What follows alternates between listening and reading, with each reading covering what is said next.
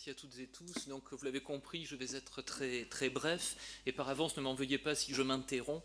Mais protocolairement, il serait absolument hors de propos de poursuivre ces échanges avec l'arrivée du grand chancelier. Quelques éléments de conclusion à la fois de cette table ronde, mais aussi de la journée, par des points que j'ai trouvés qui sont revenus, et puis des choses un peu plus novatrices qui ont été évoquées aujourd'hui dans cette dernière table ronde.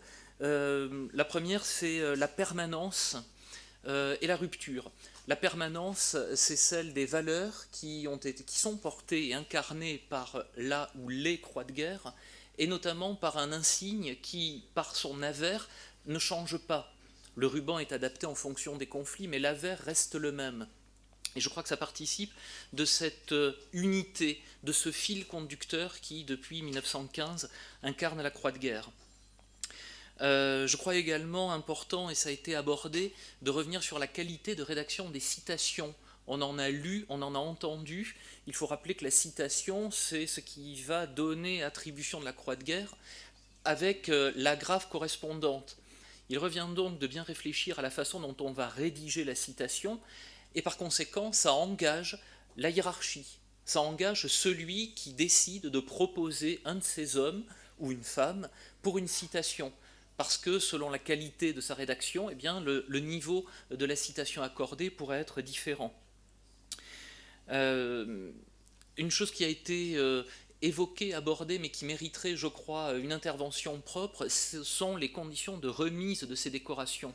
Autant on voit qu'il est relativement aisé de décorer le combattant lors d'une prise d'armes, mais qu'est-ce qu'il en est lorsque l'on va décorer une institution? Qui incarne l'institution? Le président de la SNCF, l'un des héros de cette abbaye qui emporte le coussin sur lequel on va agrafer la décoration. Il y a là quelque chose qui remonte quasiment à une tradition d'ancien régime, voire médiévale.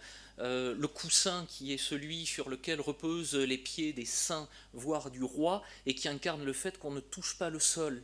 Il y a une distinction qui se fait, il y a une élévation. La remise de la décoration sur le coussin, c'est une façon d'élever aussi le récipiendaire. On le voit lorsque l'on épingle les décorations sur le coussin qui va reposer sur le cercueil d'un ancien combattant. C'est là aussi une façon de montrer cette élévation spirituelle. Et je crois que là, il y aurait quelque chose de très intéressant à creuser. Et puis, pour être bref et sans vouloir m'attarder, tous ces échanges que l'on a vus aujourd'hui m'ont finalement fait poser une question. On imagine que les titulaires de la croix de guerre, ce sont des gens disciplinés.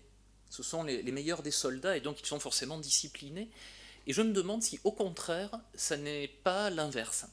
C'est-à-dire si la croix de guerre ne vient pas récompenser des gens qui, finalement, ont transgressé, soit volontairement, soit quasiment involontairement, mais en allant au-delà de leur mission, au-delà de ce qui leur est demandé, et au-delà même de la mission initiale qui leur est confiée. Que ça soit par la résistance, par un acte de bravoure qui va les faire aller plus loin que ce que l'on peut attendre d'eux. Il y a une notion de dépassement, une notion de dépassement de soi, mais de dépassement collectif aussi, que la croix de guerre vient marquer.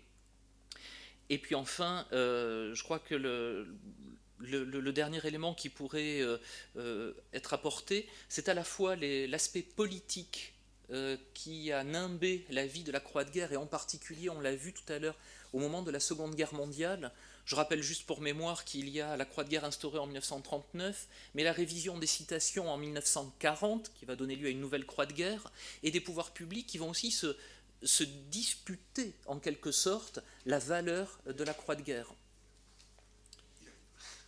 Donc pour conclure, je veux dire que la croix de guerre est effectivement universelle, et j'en terminerai en disant que l'exemple français de 1915 va donner lieu à la création d'autres croix de guerre, que ce soit en Belgique, que ce soit au Portugal, que ce soit en Tchécoslovaquie par la suite, et que donc elle a bien marqué sa réussite et son succès, puisqu'elle a été reprise par de si nombreux pays. Je vous remercie.